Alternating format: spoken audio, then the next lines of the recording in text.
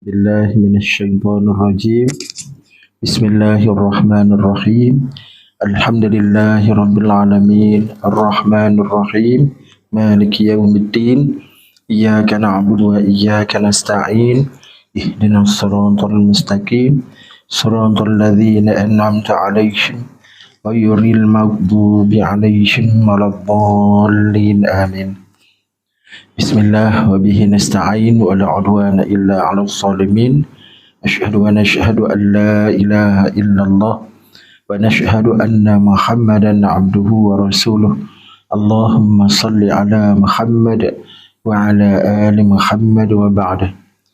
Yang dikasihi al-fadil Ustaz Arun dan anak-anak, Ustaz Asbi, sahabat-sahabat pengurusan Madrasah Musalla Asy-Syifa, khususnya sahabat-sahabat muslimi dan muslimat di sidang jemaah terutama Allah yang dikasihi sekalian. Alhamdulillah, alhamdulillah, kita rufukkan lagi syukur kepada Allah Ta'ala pada pertemuan di pagi hari ini. Kita langsungkan lagi ibadah kita mencari ilmu dan kita harapkan doakan kepada Allah mendapat pula kefahaman. Dan kita doakan lagi daripada Allah Ta'ala untuk kita dipermudahkan pada urusan ilmu dan kefahaman kita dalam bentuk amal ibadah, dalam bentuk amalan. Yang mudah-mudahan amalan itu datang kepada kita nanti dalam bentuk syafaat, bantuan kepada kehidupan akhirat kita. Sebagaimana biasa kita sama-sama memperbaharui lafaz melakukan ibadah di musalla ini. Saja aku belajar kerana Allah, saja aku berkumpul kerana Allah, saja aku berkumpul kerana merapatkan silaturahim dan lain-lain niat ketaatan. Mudah-mudahan niat yang benar, ikhlas dan juga adab-adab yang kita pelihara ketika berada di rumah Allah Ta'ala ini menyampaikan kita kepada penerimaan ibadah di sisi Allah Ta'ala. Amin ya Rabbal Alamin. Pagi hari ini ramai anak-anak.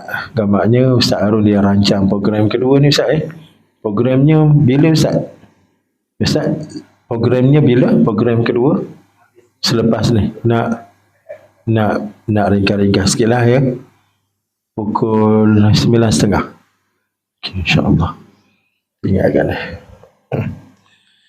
Bismillah, kita sambung pada pengajian kitab Tanbihul Ghafilin kita, peringatan pada orang-orang yang lalai. Al-Imam Al-Faqih Abul Lais As-Samarqandi rahmatullahi alaih wa nafa'ana bi'ulumihi fid darain. Mudah-mudahan kita mendapat manfaat besar dunia dan akhirat dengan kitab yang baik ini. Kita masih melihat kepada bab yang dapat diharap dari rahmat Allah Ta'ala. Ma yurja min rahmatillah, sesuatu yang kita harapkan daripada himpunan rahmat kasih sayang Allah Ta'ala. Muka surat 80. Dan latar belakang kepada topik ini adalah satu bentuk keyakinan yang cukup penting kepada kita untuk kita bawa ketika kita bertemu dengan Allah Ta'ala dalam keadaan kita sebut masing-masing kita ada appointment dengan Allah Ta'ala, kan ada janji temu kita dengan Allah, iaitulah hari kematian kita. Maka untuk kita datang kepada appointment dengan semangat yang kuat dan juga dengan pemikiran yang positif, maka perlu sangat-sangat kita mencari pengenalan Allah Ta'ala. Kita mesti kenal Tuhan, ma'rifatullah, sebab dialah yang kita nak jumpa besok dan dialah yang kita akan berurusan dengan urusan kehidupan akhirat itulah. Jadi untuk mendapatkan pengetahuan itu penting sangat-sangat untuk kita mengenali Allah dari sudut rahmat kasih sayang Allah, kasih sayang Allah, supaya kita mempunyai prasangka yang cukup baik, keyakinan yang cukup jitu kepada pertemuan kita dengan Allah, sedangkan Allah adalah berdasarkan sangkaan kita. Sedangkan Allah adalah berdasarkan sangkaan kita. Ini ana inda zanni abdi bi, aku adalah berdasarkan sangkaan hambaku terhadapku. Jadi penting sangat sangkaan itu positif. Bagaimana nak dapatkan sangkaan positif? Wajiblah kita belajar kenal Tuhan, ma'rifatullah, antaranya ialah aspek rahmat kasih sayang Allah. Inilah yang sedang kita teliti dan kita cuba fahami sepenuhnya, insya-Allah, sebaik mungkin, insya-Allah. Kita sambung pada muka surat 80 kat tengah tu kan. Kawan-kawan yang ada kitab, Abu Lais meriwayatkan dengan sanadnya dari Ibnu Mas'ud radhiyallahu anhu berkata, jumpa kat situ daripada Ibnu Mas'ud radhiyallahu anhu berkata, Ibnu Mas'ud, 4 ayat dalam surah An-Nisa bagi kaum muslimin lebih baik dari dunia seisinya. Ini kata-kata daripada Ibnu Mas'ud. Siapa Ibnu Mas'ud? Sahabat Nabi yang utamalah, salah seorang daripada 4 Abdullah. Abdullah yang ada keliling Nabi ni, ada 4 orang yang utama, yang popular sangat.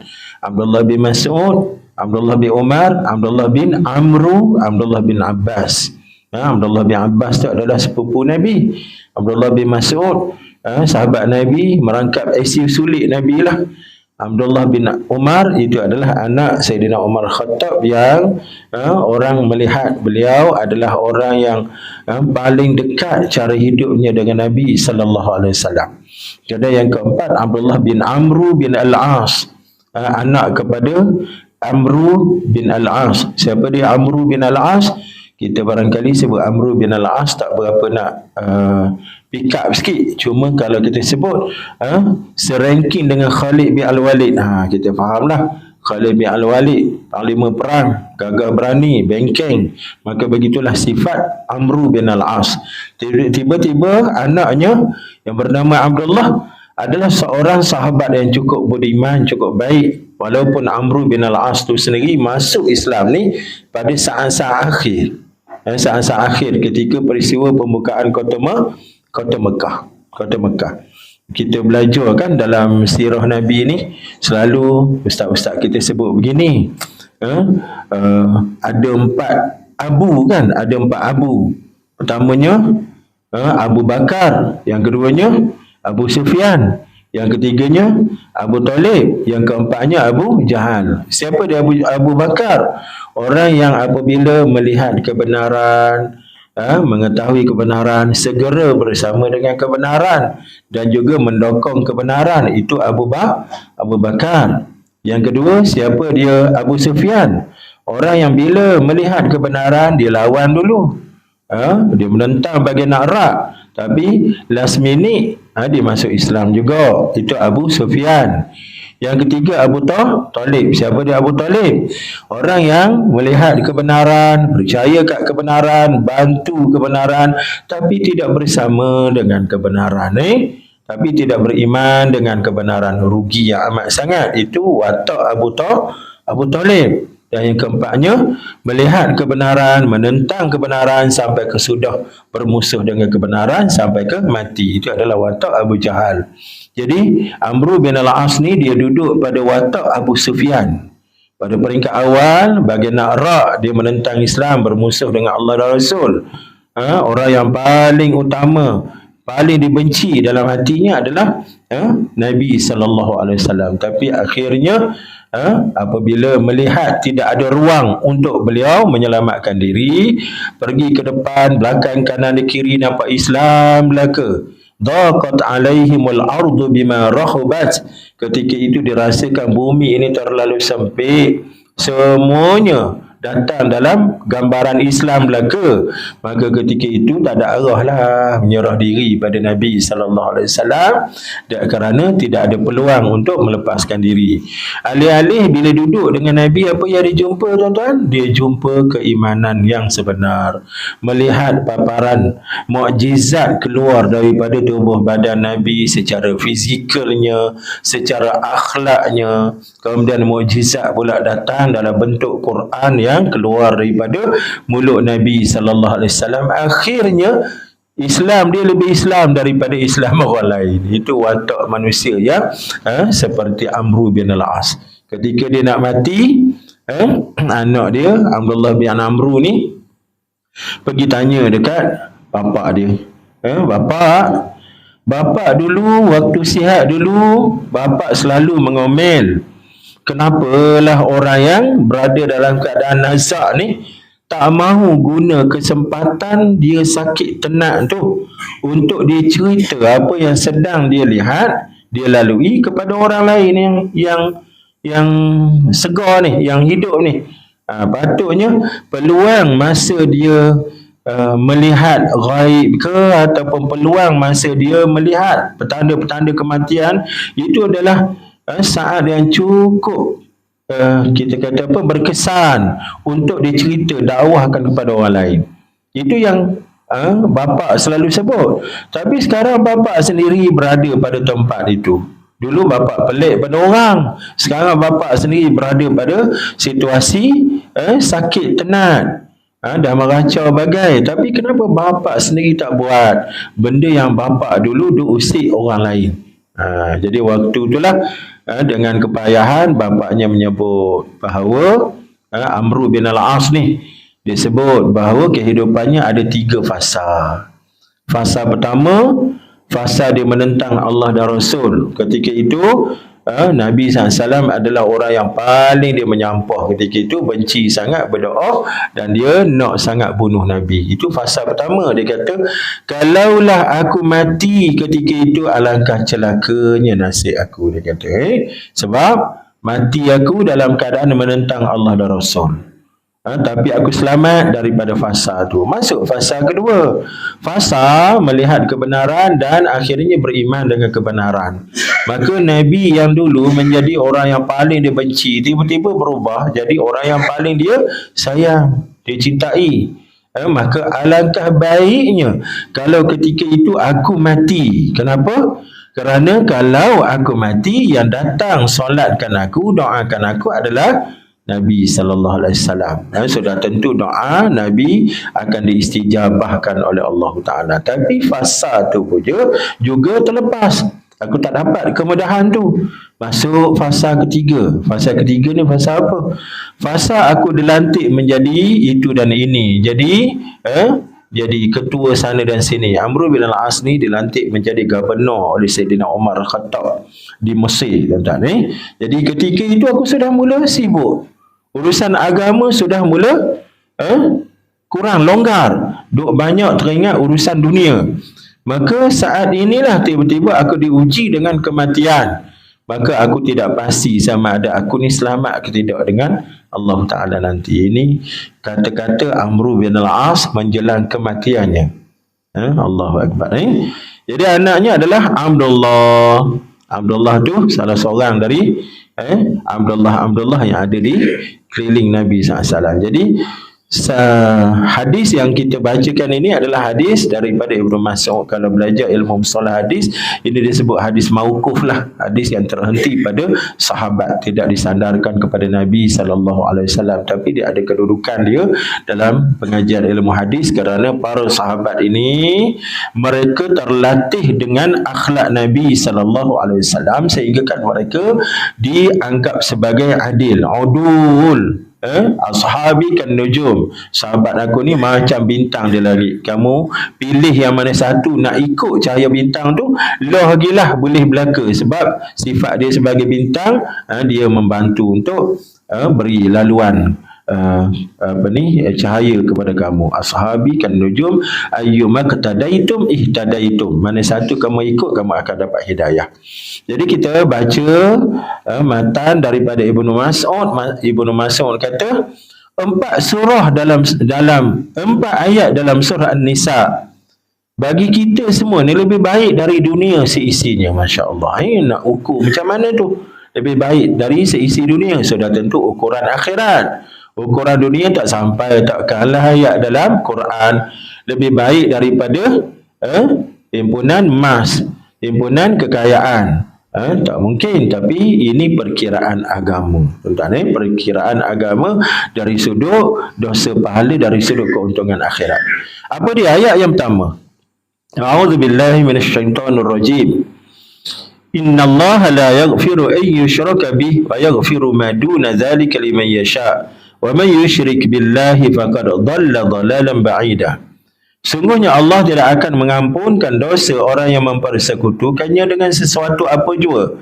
dan akan mengampunkan yang lain daripada kesalahan syirik itu bagi siapa yang dikehendakinya menurut peraturan hukum hakamnya. Dan sesiapa yang mempersekutukan Allah dengan sesuatu apa jua, maka sesungguhnya dia telah sesat dengan kesesatan yang amat jauh. An-Nisa ayat 116. Ayat ni pada permulaan mengerikan, tuan-tuan. Ibnu Abbas radhiyallahu anhu sebut, inilah ayat yang paling menakutkan dalam Quran. Kenapa paling menakutkan? Sebab Allah isytihar, tidak ada maaf bagimu. Bagi siapa? Bagi orang yang menyengutukan Allah. Orang yang melakukan syirik. Tidak ada maaf bagimu. Datanglah jumpa Allah dengan bawa air mata darah sekalipun. Bila ada dosa syirik pada diri, maka tidak ada maaf bagimu. Maka ia dianggap sebagai ayat yang amat menakutkan dalam agama. Kenapa, tuan-tuan? Orang beriman ni apabila melibatkan dosa pahala, melibatkan syurga neraka, ini adalah urusan besar bagi orang-orang yang beriman. Tiba-tiba di belakang tu ada rahmat kasih sayang Allah yang cukup luar biasa. Apa ayat di belakangnya? Wa yaghfiru ma duna zalika liman yasha.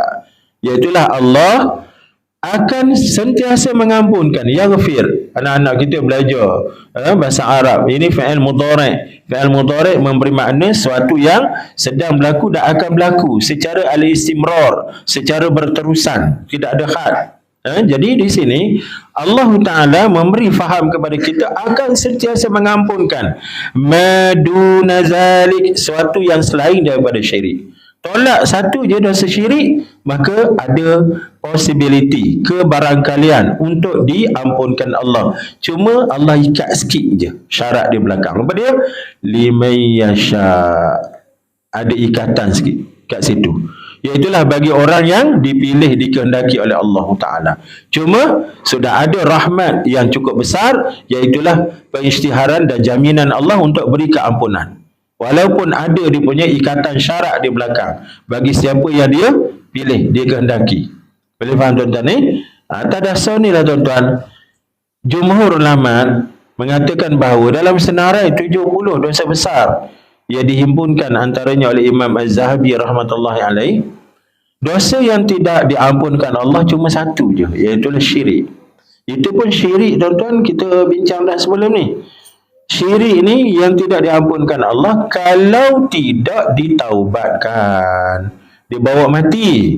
Kalaulah sebelum mati dia bertaubat, maka ada peluang dimaafkan oleh Allah Ta'ala. Yang tidak dimaafkan adalah yang tidak ditaubatkan. Mengambil kira generasi sahabat itu adalah terdiri daripada orang-orang yang melakukan kufur dan syirik sebelum datangnya Islam. Sebelum datang Islam, tengok perangai ataupun latar belakang peribadi sahabat-sahabat yang ada itu, macam-macam cerita lah. Tengok Amr bin Al-As tadi, sudahlah, usah ke tuan-tuan tidak beriman, malah dia tentang pula. Siang malam pagi petang dia fikir macam mana nak beruntuh Islam, nak menentang Allah dan Rasul. Dan perangai pun dah jadi macam Firaun. Itu sebelum masuk Islam. Tiba-tiba bila masuk Islam, apa jadi, tuan-tuan? Kita panggil dia radhiyallahu anhu ardah. Kita bagi pangkat kat dia bahawa dia ni dia redai Allah dan dia juga redha pada Allah Ta'ala. Subhanallah. Itu untung, tuan-tuan, sebab itu disebut al-Islam yajubu ma qablah. Islam itu menahan atau menghilangkan, menghapuskan dosa-dosa yang datang sebelum itu. Maknanya, tuan-tuan, syirik ini kalau ditaubatkan maka akan diampunkan. Antara laluan taubat itu apabila orang yang melakukan syirik masuk Islam, tuan-tuan. Wa may yusyrik. Kemudian dosa lain termasuklah dosa apa, tuan-tuan? Pembunuhan. Dosa pembunuhan. Maka jumhur ulama menganggap pembunuhan pun masih ada kemaafan di sisi Allah Ta'ala. Walaupun ada ayat dalam surah An-Nisa yang cukup keras tentang dosa pembunuh. Wa man yaqtul mu'minan muta'ammidan fajaza'uhu jahannamu khalidan fiha. Barang siapa yang membunuh orang muslim yang lain dengan sengaja, maka balasannya adalah kekal dalam neraka Jahannam. jazaa'u jahannam khalidan fiha wa ghadiballahu alaihi wa la'anahu wa a'adda lahu 'adzaban 'azima. Bukan setakat kekal dalam neraka, ghadiballahu alaihi, Allah murka kat dia, wa la'anahu, Allah laknat pula dia. Dan yang keempat, disediakan azab yang teramat besar kepada orang-orang yang membunuh secara sengaja. Jadi ayat ni secara zahir menunjukkan bahawa pembunuh tidak ada kemaafan di sisi Allah, akan diumban dalam neraka secara kekal. Itulah pandangan aliran Ibnu Abbas radhiyallahu anhumah. Ibnu Abbas mazhabnya membuat ketetapan dosa selain daripada syirik ada satu lagi, pembunuhan. Pembunuh yang membunuh dengan sengaja, tidak bertaubat sebelum mati, maka dia akan dihumban ke dalam neraka selama-lamanya. Mengambil kira ayat dalam surah An-Nisa tadi. Tapi jumhur ulama mengambil kira ada ayat lain seumpama ayat kita baca ni. Boleh faham tuan-tuan itu tentang bahaya dosa-dosa besar itulah. 2 hari lepas apa yang berlaku tengah viral sekarang ni tuan-tuan? Kat mana? Di Ipoh kan? Seorang pegawai kanan polis. Wallahualam kalau betul lah cerita sebagaimana yang ditularkan tu, subhanallah lah tuan-tuan, dahsyat lah apa yang berlaku tu. Pembunuhan secara sengaja. Dia langgar, kemudian di reverse, langgar balik buat kali kedua, kemudian menyebut pula aku ni polis, boleh buat apa yang aku nak, boleh langgar apa yang aku nak. Dahsyat lah kalau betul lah tuan-tuan apa yang diviralkan. Okey, ini ayat pertama, rahmat Allah Ta'ala. Ingat tuan-tuan, antara rahmat yang paling besar, ialah rahmat keampunan Allah. Okay? Kita bila bincang bab rahmat ni, kita tunggu hujan turun. Hujan turun, kita kata besarnya rahmat Tuhan. Bila hujan tu tak boleh disekat, naik melimpah jadi bala, jadi bala pula dia kata. Bala pula tu. Jadi selain daripada hujan yang menumbuhkan makanan kita, ialah rahmat dalam bentuk keampunan dan keredaan Allah besok. Keredaan Allah. Okay, ayat yang kedua dalam surah yang sama tuan-tuan, ini luar biasa pada surah An-Nisa. Walau annahum iz zalamu anfusahum ja'uka fastaghfirullaha wastaghfara lahumur rasul lawajadullaha tawwabar rahima. Dan kalaulah mereka ketika menganiaya diri mereka sendiri datang kepadamu wahai Muhammad, lalu memohon ampun kepada Allah dan Rasulullah juga memohon ampun untuk mereka, tentulah mereka mendapati Allah Maha penerima taubat lagi Maha mengasihani. An-Nisa ayat 64. Apa kandungan ayat ni tuan-tuan? Satu lagi bentuk rahmat, kasihan belas Allah. Bagaimana Allah memberi ruang kepada orang-orang yang melakukan dosa, yang menzalimi diri sendiri. Iaitulah melakukan dosa, menzalimi diri sendiri ni maknanya buat dosa lah tuan-tuan. Orang yang buat dosa, dia menzalimi diri dia. Maka dia datang cari Nabi SAW, mengadu pada Nabi, minta bantuan Nabi untuk berdoa kepada Allah, minta diberikan keampunan. Nescaya dalam ayat ni beri jaminan lawajadullaha tawwabar rahimah. Nescaya mereka akan dapati Allah ni Maha penerima taubat dan juga Maha dalam dia punya rahmat kasihan belas dia. Apa syaratnya? Syaratnya jumpa Nabi, kemudian minta bantuan Nabi. Kita kata apa? Wasilah Nabi untuk doa, minta keampunan daripada Allah Ta'ala. Besar dia punya kepentingan dan kelebihan doa ni. Jaminan Allah Ta'ala ini. Cuma sekarang boleh lagi tak buat begitu tuan-tuan? Nabi dah tak ada dah. Apa jadi tuan-tuan? Jadi boleh tak pergi cari Nabi untuk minta Nabi doakan kepada Allah atas nama ayat ni? Ayat ni kata siapa jumpa dengan Nabi, kemudian minta daripada Allah, Allah akan ampunkan dosa dia. Pas sekarang Nabi dah tak ada, 1400 tahun dah. Boleh tak buat macam tu tuan-tuan?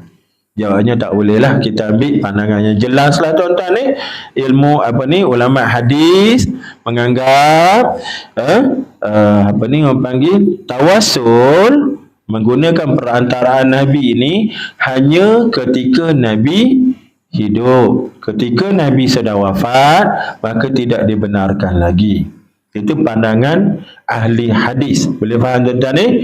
Sebagai mengambil hujah antaranya peristiwa yang berlaku pada zaman Sayyidina Umar Al-Khattab. Pada zaman Sayyidina Umar Al-Khattab berlaku kemarau kuat. Kemarau yang kuat ketika itu. Maka apa yang dibuat oleh Khalifah Umar? Umar ni seorang wali Allah, tuan-tuan. Malah kedudukan Sayyidina Umar cukup tinggi dalam agama. Sehingga kan Nabi SAW sebut, kalau ada Nabi lain selepas daripada aku, Nabi itu adalah Umar Al-Khattab. Lau kana hunaka rasulun min ba'di lakana Umar. Tanpa kita merendahkan kedudukan Sayyidina Abu Bakar radhiyallahu anhu, tuan-tuan. Masing-masing ada kedudukan dan kemuliaan masing-masing. Cuma ketika nak membincangkan kemuliaan Sayyidina Umar, maka Nabi sebut Umar adalah orang yang jadi Nabi kalau ada Nabi lain selepas Nabi SAW. Inna Allah ja'alal haqqa ala lisani Umar wa sidqi. Allah jadikan kebenaran itu berdasarkan perkataan Umar dan apa yang difikirkan oleh Umar. Itu antara karamah Umar yang paling besar ialah beliau adalah pencetus kepada idea Quran. Himpunan Quran yang asalnya sebelum cetusan idea beliau, Quran berselerak dalam bentuk hafazan, dalam bentuk tulisan-tulisan yang bercaing-caing, yang tidak inilah standard lah, yang terpisah-pisah. Akhirnya datang ilham Sayyidina Umar Al-Khattab yang akhirnya menjadi pemula kepada pengumpulan Quran. Dan hari ini kita walaupun 1400 tahun sudah ketinggalan daripada zaman Nabi, tapi Quran ada pada kita adalah Quran yang ada pada zaman Nabi SAW. Bagaimana kelebihan itu dapat? Menerusi mushaf yang diilhamkan Allah kepada Umar Al-Khattab. Jadi itu kemuliaan Umar lah ketika itu, tuan-tuan. Jadi apa yang berlaku pada Sayyidina Umar Khattab ketika berlaku banjir kemarau di zaman baginda? Sayyidina Umar pergi cari pakcik Nabi, Al-Abbas. Kemudian bertawassul dengan Al-Abbas. Khalifah, tuan-tuan, tawassul ni apa? Maknanya minta bantuan Al-Abbas doa kepada Allah Ta'ala. Macam kita lah minta doa, minta bantuan kepada Tuan Imam untuk doakan anak-anak kita, bagailah. Itu panggil tawassul. Maka Al-Abbas menjadi wasilah dia. Dan Allah Ta'ala izinkan turun hujan pada ketika itu. Maka ahli ulama' duk bahas. Kenapa Sayyidina Umar ketika itu tidak mencari kubur Nabi? Tidak mengambil ayat ni, ayat yang kita bacakan ni, An-Nisa 64, lantas pergi cari kubur maqam Nabi, kemudian minta daripada Nabi untuk doakan kepada Allah Ta'ala. Boleh faham? Jadi di situlah pandangan al-hadis mengatakan tawassul dengan Nabi SAW hanya dibenarkan ketika Nabi ada saja. Nabi ada saja. Cuma Imam An-Nawawi dia bawa satu kisah yang pelik. Dalam kitab syarahnya, syarah Sahih Muslim, ada satu riwayat yang pelik apabila Imam An-Nawawi bawa satu kisah seorang alim bernama Syekh Al-Utaibi.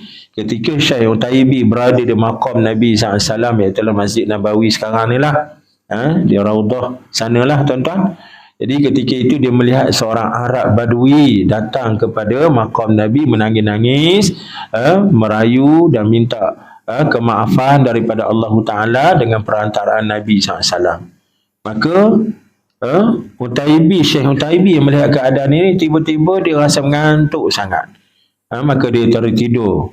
Maka dalam tidurnya dia didatangi oleh Nabi SAW, dan Nabi beritahu kepada Syekh Utaibi ni supaya beritahu kepada hamba Allah tu, Allah mengampunkan dosa dia.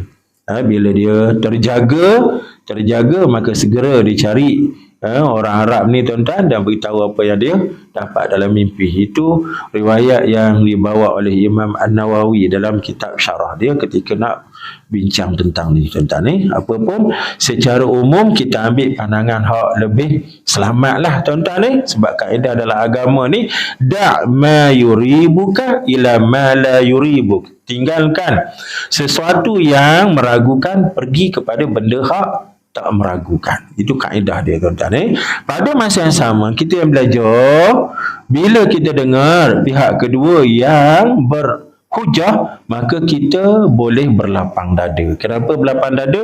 Di sana ada hujah bagi golongan kedua. Boleh faham, tuan-tuan? Itu comel kalau kita belajar. Bila kita belajar, kita jadi lega je. Lapang dada je. Tak ada emosi, tidak ada ta'asub, tidak ada, tuan-tuan. Okey, ayat yang ketiga. Ini juga merujuk kepada rahmat kasih belas Allah Ta'ala. In tajtanibu kaba'ira ma tunhauna anhu nukaffir ankum sayyi'atikum wa nudkhilkum mudkhalan karima. Jika kamu meninggalkan dosa-dosa besar yang telah dilarang, maka Allah akan mengampunkan dosa-dosamu yang kecil dan memasukkan kamu dalam tempat yang mulia. An-Nisa ayat 21. Okay? Ayat ni besar, tuan-tuan, dia punya kesan positif dia. Apa dia, tuan-tuan?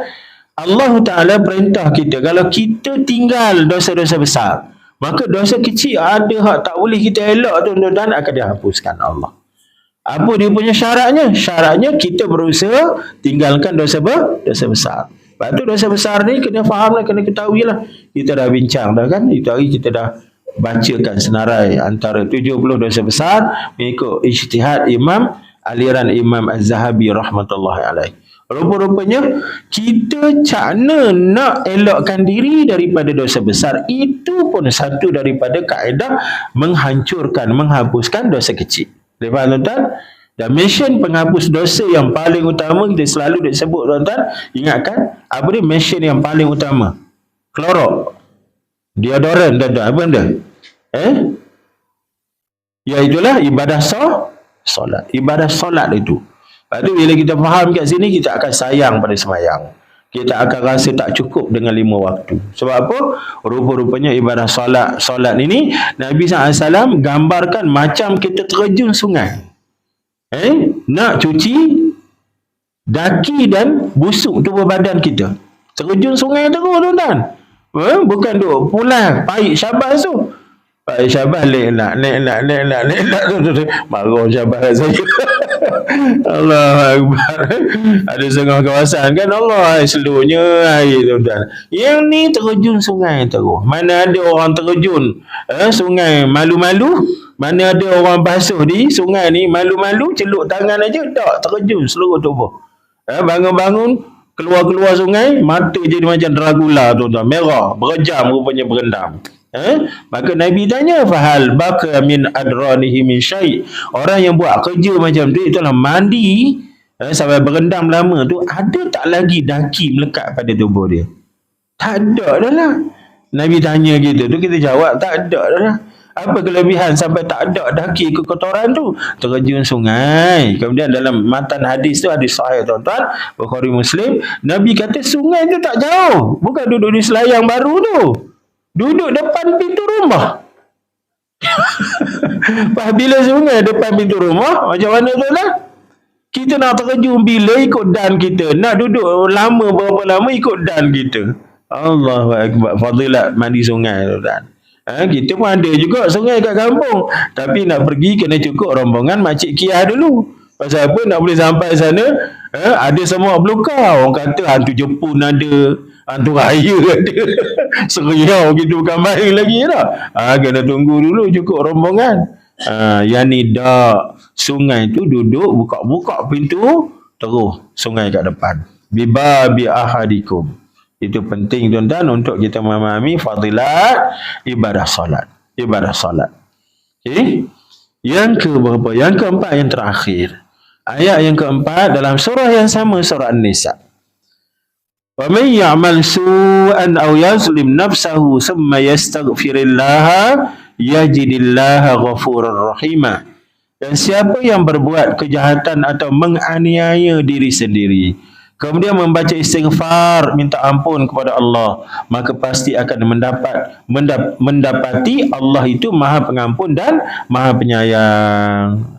Iaitulah siapa yang buat jahat, mensalami diri, istighfar pada Allah, dia akan melihat keampunan Allah datang kepada diri dia. Cuma kena fahamlah, tuan-tuan, kejahatan, dosa, kezaliman tu tengok dia punya bentuk macam mana, sebagaimana kita selalu bincanglah. Kalaulah kezaliman itu melibatkan sesama anak Adam, dia tak selesai dengan hanya istighfar saja, akan perlu tambah syarat bertaubat itu dengan kita minta maaf kepada yang empunya diri.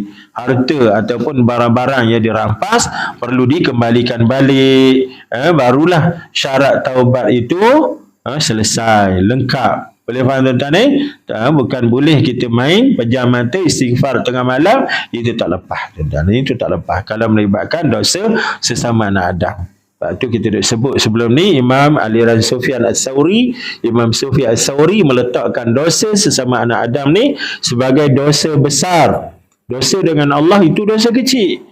Kenapa dosa dengan Allah dosa kecil? Sebab walaupun sehebat sedahsyat syirik, tapi kalau orang tu bertaubat sungguh-sungguh, anytime anyway, maka akan diberi keampunan. Sebaliknya, kalau dosa melibatkan anak Adam, sekecil curi telur ayam saja, 60 sen, 80 sen sebiji, tapi kalau hamba Allah tu tak maafkan, maka isu tu akan dibawa ke pengadilan akhirat. Dan sesuatu benda yang dibawa ke akhirat, dia akan menjadi serius, dia akan menjadi susah tuan-tuan ni. Itu aliran Imam Sufyan Ats-Tsauri. Jadi 4 ayat ini menunjukkan gambaran rahmat kasih sayang Allah duduk dalam satu surah saja. Itu sebab Ibnu Mas'ud kata hebat pada surah An-Nisa.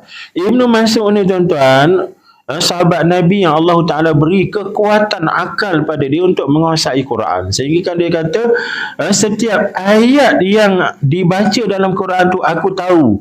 Dia turun kat mana? Apa sempena turun dia? Asbabun nuzul. Turun kat mana? Waktu apa? Malam ke? Siang ke? Ni Ibnu Mas'ud dia tahu. Dia ni orang dia kecil je, halus. Kecil je. Tapi dia adalah qurra. Dia adalah ahli Quran, tuan-tuan. Cukup hebat. Dan dia adalah orang yang pertama berani baca Quran di tepi Kaabah. Akibatnya tuan-tuan, hidung tenggelam masuk ke dalam. Kena luku kat orang kafir tuan-tuan ni. Okey. Jabir bin Abdullah Al-Ansari. Al-Ansari tuan-tuan, ada N tertinggal Al-Ansari. Siapa ada pensil tambahkan. Jabir bin Abdullah, bukan Al-Ash'ari, Al-Ansari, ada N antara E dengan S.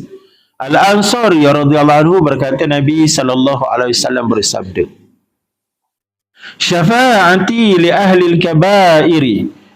Min, bukan man tu. Baiki sikit ayat. Syafa'ati li ahli al-kaba'iri min ummati, bukan man ummati.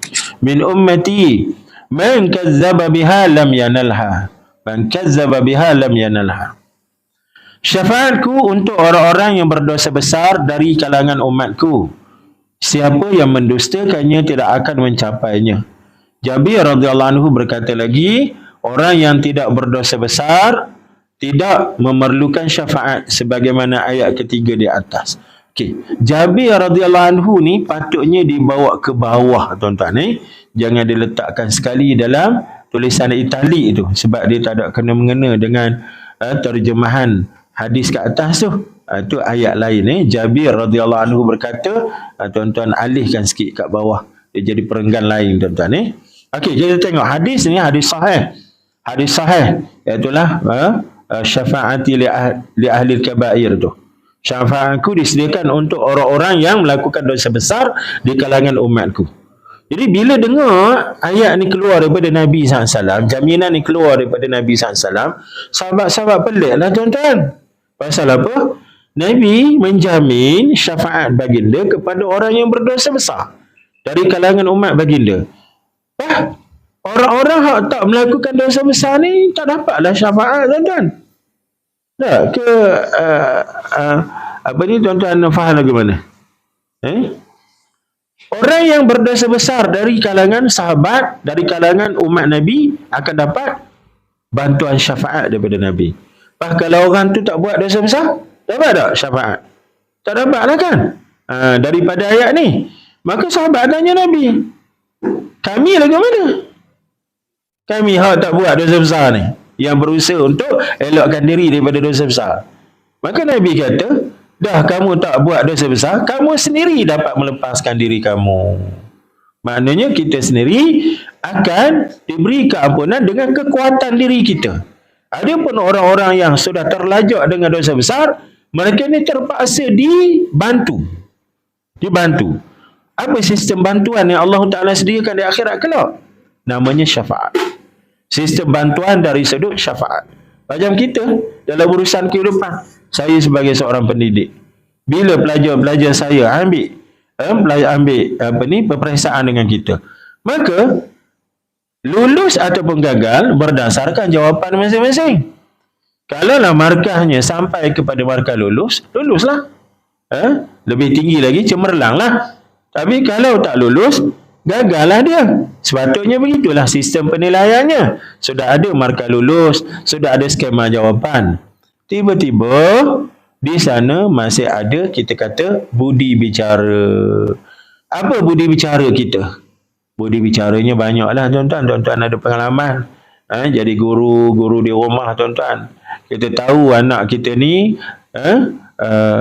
fail pada arahan kita. Tapi apakah kita nak terus hukum dia ni fail? Tidak juga. Masih ada kira bicara, budi bicara lain. Kalau kami di Unicel ni tuan-tuan ada apa yang disebut sebagai IQ, SQ dan EQ. IQ ni kepintaran budak ni lah. Sama ada boleh jawab lulus atau tidak. Itu IQ. Tapi kalau kita tengok budak ni gagal, dari sudut IQ-nya tak lepas. Tapi apakah kita terus nak merahkan, nak failkan dia? Tidak. Ambil kira lagi. Apa dia? Aspek EQ. Emosi dia. Dari sudut emosi. Budak ni kita kenal dia ke mana? Sepanjang dia belajar berapa tahun? 4 tahun. Emosi dia ke mana? Adakah seorang yang beremosi baik? Campur pula SQ. SQ ni spiritual quotient. Iaitulah aspek kerohanian. Mudah ceritanya adab. Akhlak dia.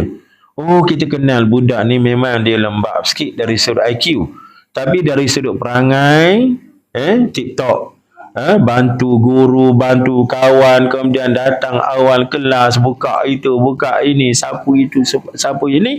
Cuma IQ je lembab, kurang. Maka itulah dia pertimbangan budi bicara yang melengkapkan keputusan pada seseorang calon itu. Sama dengan urusan agama tuan-tuan. Di sana ada lagi budi bicara Allah Ta'ala dalam bentuk sistem syafaat. Boleh faham tuan-tuan ni? Kita belajar bab syafaat. Bantuan Allah Ta'ala beri kepada hamba-hamba yang dikehendaki oleh Allah Ta'ala. Datang sama ada dari amal ibadah dia sendiri, datang dari bantuan Nabi itu sendiri, kawan-kawan dia, hatta malaikat pun boleh memberi syafaat kalau kita bincang dalam sistem syafaat yang Allah Ta'ala sediakan. Boleh faham tuan-tuan? Cuma dalam keadaan syafaat ini, dia ada syarat dia. Syarat dia apa? Biiznillah. Dengan izin Allah. Macam kita duk baca, man zallazi yashfa'u indahu illa biiznillah. Siapa yang boleh beri syafaat? Melainkan sesudah dapat keizinan daripada Allah Ta'ala. Jadi syafaat itu penting sangat untuk kita perolehi, kerana ia adalah budi bicara Allah sesudah laluan awal tak lepas. Laluan awal tak lepas, timbang di mizan, berat sebelah, buruk daripada baik. Apakah? Masuk neraka. Sepatutnya begitulah. Tapi ada sistem syafaat. Boleh faham tuan-tuan ni? Syafaat Nabi ni ada berapa tuan-tuan? Dalam tauhid ini kita bincang bab beriman kepada Nabi SAW, beriman kepada Rasul. Syafaat Nabi ni ada 5 perkara kan. Bantu saya tuan-tuan, saya ingat ke tidak tahu ni. Yang pertama syafaat apa tuan-tuan? Syafaat paling besar kan. Syafaat paling besar ni apa? Menyegerakan hisab. Kita stranded di pada mahsyar itu satu bentuk ujian besar. Maka kita perlukan untuk segera dibuka pintu mahkamah. Maka yang boleh memberikan syafaat pada urusan itu adalah Nabi sallallahu alaihi wasallam, sebagaimana hadis yang kita baca, hadis syafaat itulah. Jumpa dengan Nabi Adam giling kepala, jumpa dengan Nabi Nuh giling kepala, dan seterusnya lah sampai pada Nabi analizalik. Aku memang layak untuk urusan tu. Itulah dia saat yang aku tunggu-tunggu. Kenapa tuan-tuan? Rupa-rupanya Nabi dah standby lama dah tuan-tuan untuk urusan di akhirat dengan menyimpan satu doa yang dianggap ibu doa yang Nabi tak guna untuk digunakan di pada mahsyar. Likulli nabiyyin da'watun mustajabah. Setiap nabi dia dibekalkan satu doa yang mustajab. Kita sebut sebagai ibu doa. Dan setiap Nabi dah guna kecuali Nabi seorang. Boleh faham tuan-tuan ni? Ada Nabi rupa-rupanya simpan untuk urusan akhirat. Yang disebut sebagai syafa'atun uzma. Yang kedua tuan-tuan, syafaat apa tuan-tuan? Syafaat melepaskan hisab. Tak masuk syurga tanpa hisab. Kan? Jadi syafaat kedua. Syafaat ketiga, syafaat bagi orang yang nama naik dalam senarai ahli neraka, tiba-tiba divert pergi ke syurga. Itu syafaat yang ketiga. Syafaat keempat, mengeluarkan orang hak dah direndam dalam neraka, dibakar hangus dalam neraka. Dah berapa lama dah duduk situ? Sejam 2 jam je. Jangan main tuan-tuan, sejam 2 jam akhirat. Dunia lagu mana? Maka dah direndam dalam neraka tu, tiba-tiba datang bantuan daripada Nabi, keluar dia, masuk ke dalam syurga. Yang keempat. Yang kelima, syafaat mengangkat darjat dalam syurga. Daripada syurga bawah, naik ke atas. Naik ke atas, ke atas. Itu juga datang dalam bentuk syafaat Nabi SAW yang diberikan oleh Allah dengan izin Allah tadilah. Cuma dalam kitab At-Tazkirah oleh Imam Al-Qurtubi, Imam Qurtubi dia tambah satu lagi tuan-tuan. Apa dia? Syafaat yang ke-6. Iaitulah bantuan Nabi kepada pakcik Nabi. Siapa dia tuan-tuan? Abu Talib. Sedangkan boleh tak kita doa kepada orang kafir yang dah mati supaya diampunkan Allah? Boleh tak tuan-tuan? Tak boleh tuan-tuan. Tak boleh doa, itu hak Allah Ta'ala. Nak doa pada orang kafir, doa sebelum dia mati. Doakan dia dapat hidayah, dia diberikan kemudahan untuk beriman. Tapi bila dia mati, itu hak Allah Ta'ala. Jangan kita masuk campur hak Allah. Tapi Nabi SAW diberikan keringanan itu, khususiah itu, sehingga Nabi berdoa kepada Abu Talib, sehingga Abu Talib disediakan azab yang paling ringan. Dalam satu hadis sahih, Al-Abbas tanya Nabi SAW, apa yang kamu buat ya Rasulullah terhadap pakcik kamu yang banyak berjasa membantu kamu? Maka Nabi sebut, kalaulah tidak kerana doa baginda, maka Abu Talib tidak akan dapat kelebihan berada dalam neraka yang paling ringan. Itu khususiah pada Nabi lah tuan-tuan. Orang lain tak dapat tu. Bila dah mati dalam keadaan kafir, tanggung je lah. Tanggung je lah. Okey, ada lagi ke tuan-tuan masa? 11.30 dah ni. Ustaz nak berhenti sini ke? Sini. Sebab Ustaz ada urusan lain tu. Sekadar ni saja tuan-tuan untuk pagi hari ini. Mudah-mudahan apa yang kita bincang sedikit sebanyak menjadi amal ibadah kepada kita. Patutnya Ustaz sendiri ni.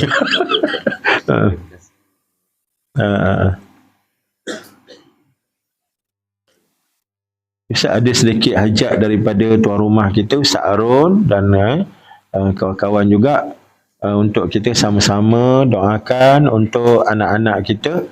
Antaranya ada yang akan menduduki peperiksaan UPKK 7 orang. Ada sini ke? Ada sini.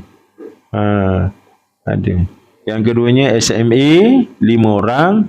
Yang ketiganya SPM 2 orang. Dan ada yang sudah berjaya pada PSRE. Ini tak sampai saya ni, dah keluar daripada lain ni. PSRE ni apa benda? Percubaan sijil rendah agama, sekolah rendah agama. Entah apa-apa lah, dah di luar zaman kita.